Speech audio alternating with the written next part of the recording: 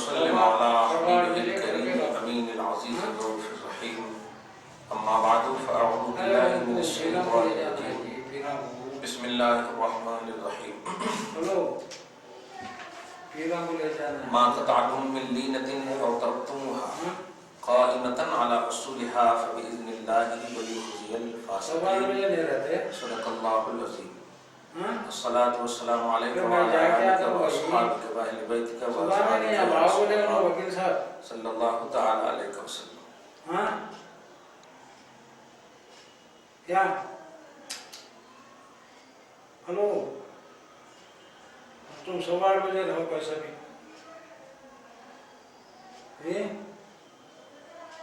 اچھا اتنا بولنے سوچ کے بہت سورہ حشر کی آیت نمبر 4 تک کا درس ہو چکا ہے. آیت نمبر 5 کا درس شروع ہو رہا ہے. گزشتہ درس میں جو اللہ پاک کے رسول کے خلاف جائے گا اللہ سخت عذاب دے گا. خلاصہ یہ تھا. چنانچہ بنی نضیر کے لوگ گئے تھے, یہودی بنی نضیر, ان لوگوں کو جلا وطن ہونا پڑا, شہر بدر ہونا پڑا.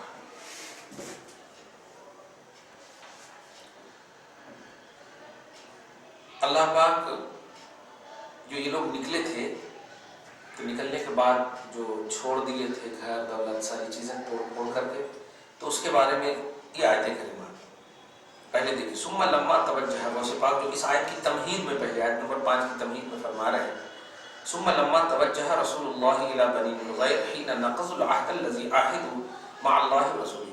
پھر جب رسول پاک صلی اللہ علیہ وسلم بنی نضیر کی طرف توجہ فرمائے جس وقت کہ اس نے ان لوگوں نے وہ وعدہ توڑا جو وعدہ اللہ رسول کے ساتھ کیے تھے. وہ وعدہ کیا تھا کہ ہم آپ کے خلاف نہیں جائیں گے, ہم امن چاہتے ہیں. تحسنوا بحصونہم, وہ اپنے قلعوں میں جا کر وہ محفوظ ہو گئے تھے. وامتنعوا عن الاسلام, اور اسلام سے باز تھے.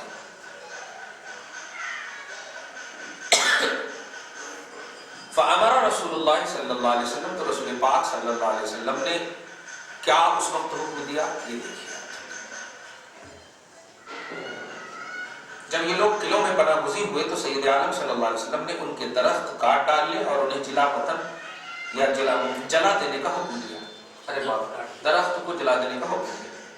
اس پر وہ دشمنان خدا بہت گھبرائے اور رنجیدہ ہوئے, کہنے لگے کہ کیا تمہاری کتاب میں اس کا حکم ہے؟ مسلمان اس باب میں مختلف تھے, مطلب اس تعلق سے اختلاف پائے گئے. بعض نے کہا درخت نہ کاٹو, یہ غنیمت ہے جو اللہ تعالیٰ نے ہمیں عطا فرمائی. اور بعض نے کہا کہ اس سے کفار کو رسوا کرنا اور غیظ میں ڈالنا منظور ہے. یعنی بعض نے کہا کہ وہ کاٹ دیے تو اس کو غصہ آتا, ناپسند کرتے وغیرہ وغیرہ, ایسے سب جملے کہے. تو اسی پس منظر میں یہ آیت کریمہ نازل ہوئی. اپنوں میں بھی جو دو گروپ بن گیا تھا کہ رسول اللہ تو کاٹنے کا حکم دے دیے ہیں تو کیا کرنا, کیسے کرنا, اس طرح سے تھوڑے بہت متزلزل ہو گئے. تو اللہ پاک ما قطعتم من لینۃ او ترکتموها قائمۃ علی اصولها, سنو جو درخت تم نے کاٹا, یعنی ایک طبقہ جو کاٹنے پر ہے, او ترکتموها قائمۃ علی اصولها, اور ایک طبقہ جو ان کو اس کی حالت پر تم میں سے جو چھوڑا نہیں کاٹا. یہ رائے تھی فبإذن اللہ,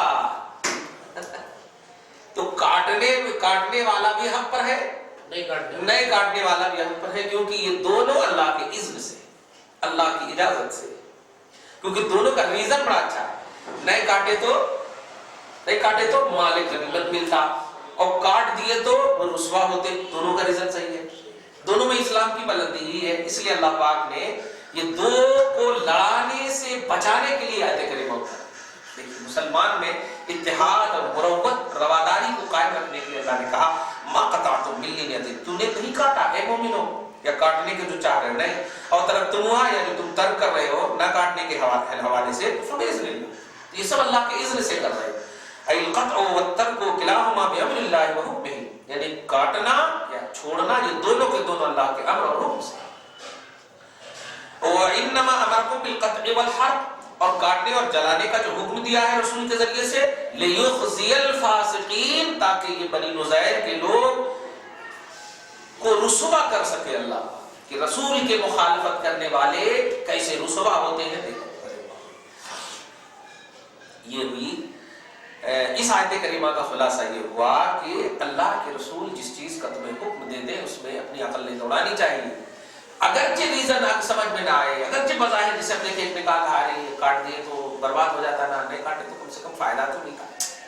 آپ نہیں دیکھو چنانچہ ایسا کہا گیا، ایک چھوٹی سی مثال دیکھیے نا، ٹرین جا رہی ہو اور ایک شخص مر جائے اور 1000 آدمی بچ جائے تو ایک کا مرنا صحیح ہے، اگر 1000 کی جان بچ گئی، اور ایک کی وجہ سے اگر 1000 مر جائے تو پھر کوئی فائدہ نہیں۔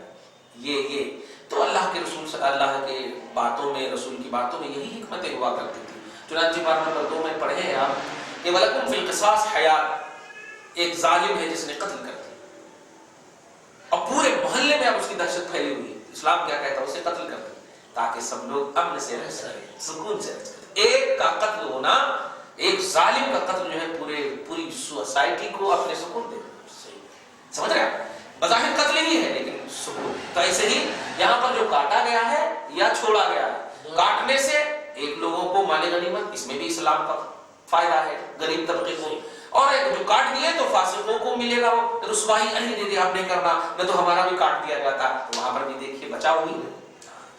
چلیے اب آیت نمبر 6 دیکھیے، وما افاء اللہ علی رسولہ، یہ آیت تو نہایت عمدہ، اس کے بعد والی بھی آیت دیکھیے، وما افاء اللہ علی رسولہ، اور جو اللہ پاک نے رسول کو اپنے رسول کو مال غنیمت عطا فرمایا، جو اللہ نے اپنے رسول کو مال غنیمت عطا، کیونکہ آقا ہی نے حکم دیا تھا نا کہ یہ کرو، یہ کر دو، وہ کر دو، حضور ہی کا حکم تھا، تو اب جو بچے گا سب سے پہلے رسول پاک کی بارگاہ میں آئے۔ تو وَاعْلَمُوا أَيُّهَا الْمُؤْمِنُونَ، اے ایمان والو، مَا أَفَاءَ اللَّهُ رَدَّ اللَّهُ عَطَاهُ، جو اللہ نے عطا فرمایا علی رسولہ منہم، قبیلہ بنی نذیر کے مال اور جو بھی چیزیں بچی ہوئی ہیں وہ جو عطا فرمایا نبی کو، فَهُوَ لِرَسُولِ اللَّهِ خَاصَّةً خَالِصَةً، یہ خالص صرف اور صرف اللہ کے رسول کا مال ہے، لَهُ أَن يَفْعَلَ بِهِ حَيْثُ شَاءَ بِلَا حَقٍّ لَكُمْ، یہ جو چاہے جہاں چاہے جسے چاہے جتنا چاہے دے دے۔ چنانچہ رسول اللہ صلی اللہ علیہ وسلم نے مال غنیمت کا تو تصور یہ تھا کہ جو اس میں شریک ہو سب کو دیا جائے، لیکن جو اس مال میں جو یہودیوں کے حوالے سے، بنی نذیر کے جو مال کے حوالے سے آئے تھے جو رسول کے لیے خاص ہے، رسول اللہ نے اصل مہاجرین کو زیادہ دے دیا تھا، سمجھ رہے آپ، اور جو انصار تھے ان میں سے کچھ انصار کو دیا تھا۔ دیکھیے یہاں پر بنی نذیر سے جو غنیمتیں حاصل ہوئی ان کے لیے مسلمانوں کو جنگ کرنا نہیں پڑا، بس جا کر کے وہ تو خود بھاگ گئے تھے نا، توڑ تاڑ کر دیتے ہیں، تو مال غنیمت جو پڑی وہ پڑی، اللہ تعالیٰ نے اپنے رسول کو ان پر مسلط کر دیا تھا، رسول کا آرڈر فالو کرو بس نکالو، رسول کو مسلط، تو یہ مال حضور کی مرضی پر ہے، جہاں چاہے خرچ کریں۔ رسول کریم صلی اللہ علیہ وسلم نے یہ مال مہاجرین پر تقسیم کر دیا، اور انصار میں سے صرف تین صاحب حاجت لوگوں کو دیتے، 3 لوگ، تو سب دیا مہاجرین، 3 دیا تھا کس کو؟ انصار۔ اب ان کا نام کیا ہے؟ وہ ہے ابو دجانہ سماک بن خرشہ، ایک نام ابو دجانہ سماک بن خرشہ، اور دوسرا نام سہل بن حنیف، اور تیسرا نام حارث بن زمان، یہ 3 انصار تھے، ان کو دیا۔ اب آپ یہ سمجھ میں آ گئی، تو نہیں رسول کے لیے خاص تھا، تو اب اس میں اپنی منطق نہیں کہ مال غنیمت ہے سب کو برابر نہیں دیا، نہیں۔ پہلی تو بات یہ کہ رسول اللہ اگر کسی کو جو چاہے جتنا چاہے دے دیں، یہ تو آپ کہہ نہیں سکتے، لیکن اگر ازراہ انسانیت کہنا بھی چاہو تو پہلے ریزن تو بتاؤ کہ کس بیس پر کہہ رہے ہو۔ یہ مال جو بنی نذیر کے نبی کے پاس آئے ہیں، اس میں تو تم لڑے بھی نہیں ہو، اس میں تو تم گزرے بھی، تو خود سے بھاگ گئے ہو، تو اب جو مال آیا ان کے پاس سے، تو اب یہ تمہارا کہاں سے ہوگا؟ تم لڑتے، لڑائی اور قتال کے بعد آتا تو پھر مال غنیمت اکول تقسیم ہوتا، تو ریزن بھی ظاہری طور پر یہی کرتے، ایسا بھی نہیں کہ انصاف کے خلاف کر رہے ہیں، رسول اللہ جس کو چاہ رہے دے دے رہے، ایسا نہیں۔ اگر رسول رکھ لیتے یا اپنے رشتہ دار پر صرف دیتے تو ایک بات تھی، لیکن رسول اللہ نے مہاجرین کو دیا، کیوں کہ ان لوگوں نے گھر بار داماد دولت صرف رسول کے لیے چھوڑا تھا، انصار تو اپنے گھروں میں رہتے تھے، مدینہ کے لوگ تو مدینہ میں تھے، یہ تو مکہ چھوڑ کر آئے تھے، تو سب اپنے گھر بار سب کو چھوڑے تھے، مہاجر اسی کو بولتے، تو ان کو دینا زیادہ ضروری تھا تاکہ تالیف قلبی ہو، الفت پیدا ہو۔ خیر، بہرحال رسول پاک پر اعتراض نہیں ہونا چاہیے، یہ اصل کہنا چاہ رہا اللہ کہ جو مال یہود بنی نزیر سے آئے ہیں جو رسول اللہ کے لیے خاص ہے، فما وجفتم علیہ من خیل ولا رکاب، سنو اس مال کو حاصل کرنے کے لیے نہ تم نے گھوڑے دوڑائے اور نہ تم لڑائی کے لیے آگے بڑھے، سواری کی۔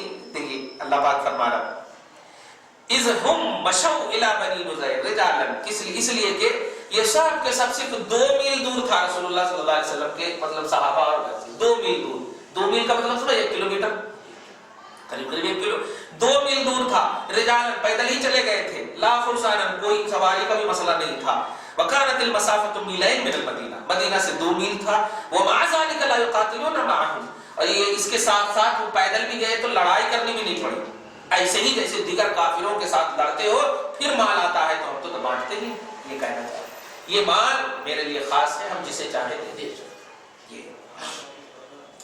ولیکن اللہ یسلط رسلہ علی من یشاء، لیکن اللہ پاک اپنے پیغمبروں کو جس پر چاہتا ہے قابو عطا فرماتا ہے۔ دیکھیے یہ آیت کریمہ آپ غور کریں، یہاں پر رسول صرف نہیں کہا، اوپر میں رسول یعنی سنگولر ہے اور آگے ہے رسول یعنی پلورل جمع کا سے، تو اب اس سے ایک عقیدہ یہ مل رہا ہے کہ اللہ کے جتنے بھی پیغمبر ہیں سب با اختیار، کیونکہ اللہ فرما رہا ہے کہ یسلط رسولہ، رسولہ نہیں، رسولہ علی من یشاء، جن بھی قوم پر اللہ تعالیٰ غلبہ دیتا ہے اپنے رسولوں کو، یہ اللہ کی مشیت پر ہے، اللہ چاہتا ہے تو اپنے رسولوں کو غلبہ عطا فرماتا ہے، رسولوں کو غلبہ۔ ارے جب صرف محمد ہے یہاں پر تو یہ آیت کریمہ میں محمد کا ذکر ہونا چاہیے، لیکن اللہ پاک پاسٹ کے بھی اپنے محبوب بندوں کا اختیار بتانا مقصود ہے۔ اس سے یہ عقیدہ ملا کہ جب پاسٹ کی عظمت کا اتنا لحاظ مولا کرتا، آنے والے اللہ کے محبوب بندے کا لحاظ کیسے نہیں ہو سکتا؟ کچھ سمجھے آپ جملہ؟ پاسٹ جو گزرے ہوئے اللہ کے محبوب بندے ہیں ان کو عزت دے رہا ہے اللہ تعالیٰ کہ وہ قابو والے ہیں، غلبہ والے ہیں، با اختیار ہیں، تو آنے والے جو محبوب بندے اگرچہ شکل نبی کی نہ ہو لیکن محبوب تو ہے، غوث اعظم ہے، محبوب سبحانی، محبوب لاسانی، محبوب ربانی، یہ سب آئے تھے گے۔ تو اس سے ایک عقیدہ زبردست یہ ملا، لیکن اللہ یسلط رسلہ علی من یشاء، تمہیں لڑنے کی ضرورت نہیں پڑی نا، تم پیدل گئے، پیدل جانے کے بعد بھی لڑائی نہیں ہوئی، جیسے کافروں کے ساتھ رہتے تھے، کچھ نہیں، مال آ گیا، کیوں آیا جانتے ہو؟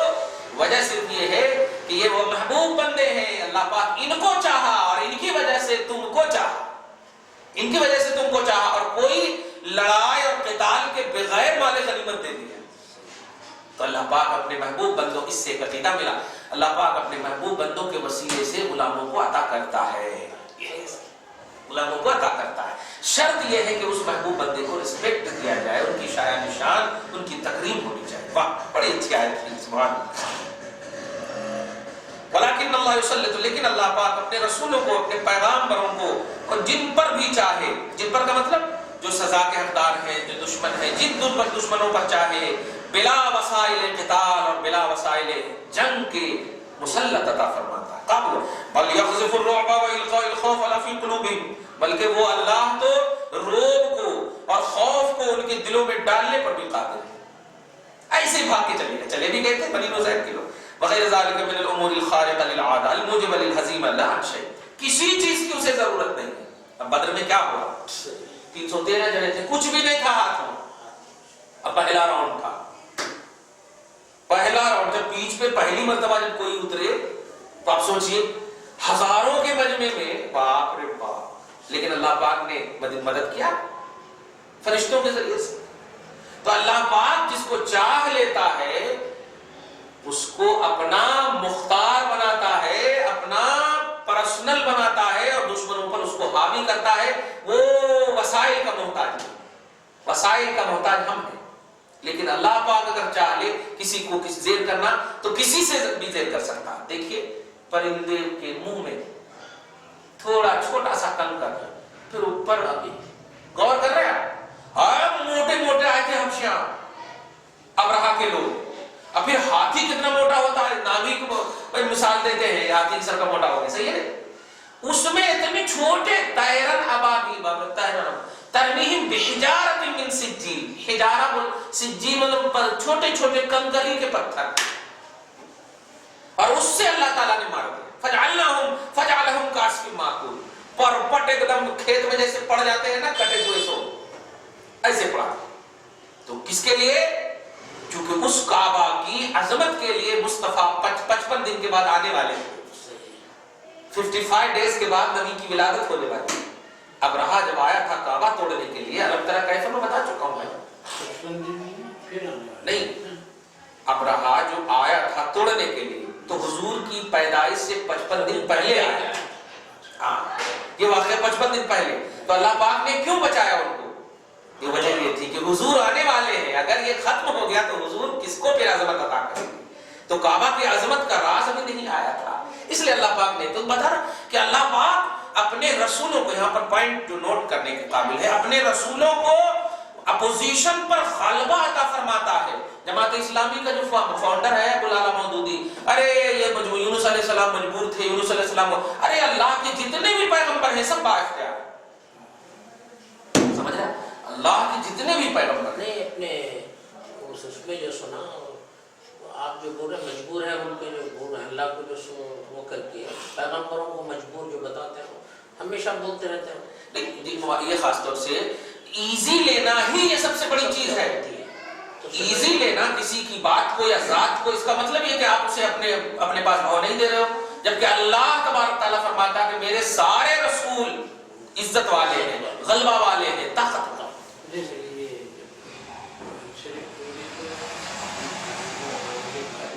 जोर से बोलिए। हाँ, पैगंबर सल्लल्लाहु अलैहि वसल्लम आने के बाद ही थे ना, और 55 दिन पहले ये हिस्सा हुआ, सो इसमें तस्करा है, पास्ट का भी तस्करा, तस्करा अलम तरा कैफ फ़अला असहाब फील। तो कुरान पाक में बोलते हैं ना कि हर चीज का डिटेल है, हर चीज का वो तस्करा, हर चीज का इनके पीरियड में तो ये आयत उतरी जो जुड़ा हुआ।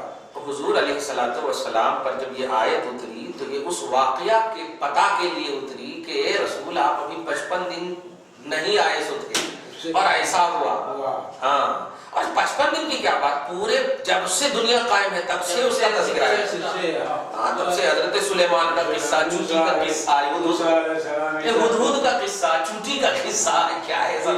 खैर, कहना यहाँ पर आज की जो खुसूसी गुफ्तगू का जो पहलू है कि लाकिन्नल्लाह युसल्लितु रुसुलहु, मुसल्लत, जैसे आप जुमला बोलते हैं ना, क्या यार मेरे ऊपर मुसल्लत हो गए, मतलब हावी होना, अथॉरिटी, पावर, इख्तियार को बताता। अल्लाह फरमा रहा कि हम अपने सब पैगंबरों को अपोजिशन पर मुसल्लत करते हैं। सही बात ये है।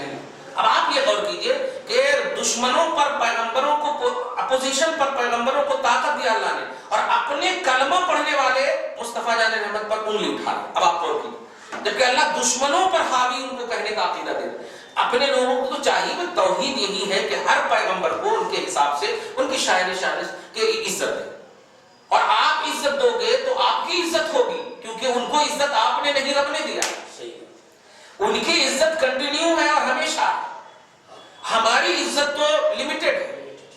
तो अल्लाह पाक जिसको इज्जत दे वो हमेशा की इज्जत है, और अल्लाह फरमा रहा है हम सारे रसूलों को, ये अकीदा सबसे बेस्ट है, इसीलिए हम इसको क्लिप छोटी बना रहे हैं कि सारे रसूलों और पैगंबरों को हमने काबू दिया, हमने इख्तियार दिया। लिहाजा किसी भी जाविये से अगर नबी पाक सल्लल्लाहु अलैहि वसल्लम का आपके लॉजिक और हमारे लॉजिक या कौम के लॉजिक के हिसाब से कमजोरी नजर आ रही तो वो लॉजिक को खत्म कर दीजिए आप। क्यों? अल्लाह पाक ने कह दिया कि सब बाइख्तियार हैं, सब ताकतवर हैं, सबको मुसल्लत वाला बनाया मैंने, सबको गलबा अता किया है मैंने, ये मेरी चाहत हुई है। अब यहाँ पर तुम्हें अगर नजर आए पेट पे पत्थर बांधना, नहीं नहीं नहीं, ये मेरे नबी का इख्तियार है, इसीलिए तो तुमने पेट पे पत्थर बांधने को देखा। लेकिन उसी पेट पे पत्थर बांधे हुए जब हजरत जाबिर के घर जाते हैं, समझ रहे ना, तो हजरत जाबिर के जब घर जाते हैं तो थोड़ा सी खाना है और 100 सहाबा खा रहे हैं, थोड़ा सी खाना और 100 सहाबा खा रहे हैं। वही काम अपने घर में क्यों नहीं किया रसूलुल्लाह ने? भाई मुजज़ा ही दिखाना था। तो हजरत आयशा को बोला कि इधर जन्नत से खाना मंगाते हैं, आप खाते हैं, कि नहीं? जब मुजज़ा आई, लेकिन वहां लोहा में दहन डाला और सहाबे किराम को खिलाया, घर वालों को नहीं खिलाया। इसका मतलब ये हुआ कि नबी पाक का पेट पे पत्थर बांधना इख्तियारी है, जिसे मुजज़ा कहते हैं। ये इख्तियारी है, पेट पे पत्थर बांधना मकसूद ये है कि गरीबों महसूस करना कि हम साहिब मुजज़ा और इख्तियार होने के बावजूद ہم پرسنل لائف نہیں جیتے ہیں. اگر کبھی ایسی سچویشن آ جائے تو اپنے نبی کو دیکھ لینا جو صاحب اختیار ہونے کے باوجود نہیں پریشان ہوگے, اور تم تو پہلے سے بھی اختیار ہو, تم کیسے پریشان ہوگے؟ یہ ہے اصل. اور بڑوں کو بھی ایک ذہن دیا ہے کہ جو نبی پیٹ پہ پتھر باندھ کر اتنا سب کو کھلا سکتا ہے, سوچ وہ پوری دنیا کو نہیں چلا سکتا. اسی لیے کہا گیا رحمت للعالمین ہے, وہ سارے جہان کو ضرورت ہے ان کی. اور جن جن لوگوں نے لیا, افسوس یہ ہوتا ہے ان جماعت والوں پر, سب سے بڑا افسوس کہ یہ لوگ کس بیس پر, بھائی کس بیس پر رسول پاک میں کمی نکالتے ہیں؟ کس بیس پر؟ کوئی بیس ہی نہیں ہے کمی نکالنے کا. کیوں کہ رسول کلمہ ہے, کلمہ, اور کلمہ میں کمی نکالنے کا مطلب یہ ہوتا ہے انکمپلیٹ ہو گئے مومن. کسی بھی کلمہ میں اب کوئی اگر باپ میں کمی نکالے تو انکمپلیٹ ہو گیا بیٹا, ماں میں انکمپلیٹ ہو گیا, صحیح ہے کہ نہیں؟ تو کمی نکالنے کا مطلب یہ ہوا کہ ہماری حقیقت کمی ہو گئی. ہم مومن ہیں نبی کی وجہ سے, تو نبی میں کمی, ہمارے میں کمی, ہمارے ایمان میں کمی, ہمارے اسٹیٹس آف ایمان میں کمی. لہذا یہ ان کا لاجک بھی صحیح نہیں, سینس بھی صحیح, دماغ بھی صحیح نہیں ہے. اللہ کا بے پناہ احسان ہے کہ الحمدللہ ثم الحمدللہ ہم آنکھ بند کر کے ایسے نہیں مانتے ہیں. اب دیکھیے نا, غور کیجیے نا, ایک دم دیہات کے صحابی, کچھ نہیں جانتے, کچھ نہیں, دیہات کے صحابی, یہ ایسے کرنے والے جس کو بولتے ہیں, لیکن بعد میں آنے والے غوث اعظم سے افضل ہے, امام اعظم سے افضل ہے. بتائیے, امام اعظم سے افضل, یہ کیوں؟ صحابی کی وہ درجہ, ہاں نہیں, یہ درجہ کیوں ملا؟ درجہ ملنے کی وجہ ہے نبی, درجہ ملنے کی وجہ محنت نہیں ہے, کتاب لکھنا نہیں ہے, نبی ہے محنت, سمجھ رہے ہیں؟ ہاں, تو ایسے ہی رسپیکٹ دیے. تو یہ مطلب جاہل نہیں بول سکتے, نہ پڑھے سو صحابی کو, جب بعد میں پڑھے والے سارے افضل, سب سے افضل ہو گئے وہ, تو آپ نبی پاک کو آج بھی اگر ہم مانیں گے, کتنا بھی ہم جاہل رہیں گے, تو ان پڑھے لکھوں سے افضل ہیں جو کہ نبی کو نہیں مانتے ہیں یا نبی کے خلاف جاتے ہیں. مولانا اعلیٰ مودودی وغیرہ یہ سب کیوں خلاف گئے, ہم یہ سب افسوس کرتے ہیں. اب دیکھیے دارالعلوم دیوبند کے لوگ, مولانا اشرف علی تھانوی, نبی پاک کے علم غیب کے بارے میں کہہ دیا ایسا علم تو چرند کو بھی ہے, پرند کو بھی ہے. ایک چھوٹی سی بات, اگر آپ کے حوالے سے ہم ایسا جملہ بولے, آپ جانتے ہیں؟ ہاں جانتا ہوں. ارے آپ کی طرح علم تو اس کو بھی ہے, تو آپ کا دل چھوٹا ہوگا کہ نہیں بتائیے؟ صحیح ہے کہ نہیں؟ یہ رسپیکٹ نہیں ہے, یہ توہین ہے, اس کو بولنے کی ضرورت نہیں تھی. آپ پروفیسر, ہاں ارے پروفیسر تو بہت ہیں آج کل لوگ, تو یہ آپ کی توہین ہو رہی, صحیح ہے؟ تو اب آپ بتائیے, اگر عام لوگوں سے بھی تشبیہ دیتے, یعنی ابو بکر سے بھی اگر تشبیہ دے دیتے مصطفیٰ کو, تب بھی انسلٹ تھی, تب بھی انسلٹ تھی کہ نبی پاک کو اگر علم ہے تو ابو بکر کو بھی علم ہے, اس میں کیا ہے؟ لیکن چرند, پرند, درند, اس سے دیا تشبیہ. بتائیے کتنی بڑی توہین ہے, کتنی بڑی توہین ہے یہاں پہ. اور یہ ابو العلا تو ایک دم الٹے بول دیا کہ یونس علیہ السلام کو کہیں نبوت عطا کر دی, ابو بکر صدیق بھی نفس سے نہ بچ سکتا. یہ سب کیا ہے جملے؟ ارے کیوں ایسا جملہ نکلتا؟ نہیں, ہمت کیسے ہوتی ہے سب جملہ بولنے کے لیے؟ وہ ایمان ہے, اور ایمان میں ڈسکس نہیں, ایمان کو بلیو کیا جاتا ہے, ان کو مانا جاتا ہے. ایمان کا پہلو ماننے سے تعلق رکھتا ہے. بڑا احسان ہے اللہ پاک کا کہ اللہ پاک نے ہم سب کو صحیح العقیدہ بنا. دعا کرتے ہیں مولا ہم سب کو اسی تصور پر اور اسی حسن نیت کے ساتھ زندگی دائمی عطا فرما, موت خاتمہ بالخیر کے ساتھ ہو مولا. ہم سب کی اصلوں کو بخش دے, ہم سب کی نسلوں کو صحت و تندرستی و توانائی, ایمان و جسم عطا فرما, جو پریشانیاں ہیں دور فرما, جو آرزویں ہیں پوری فرما. وصلی اللہ تعالی علی خیر خلق محمد وآلہ واصحابہ اجمعین.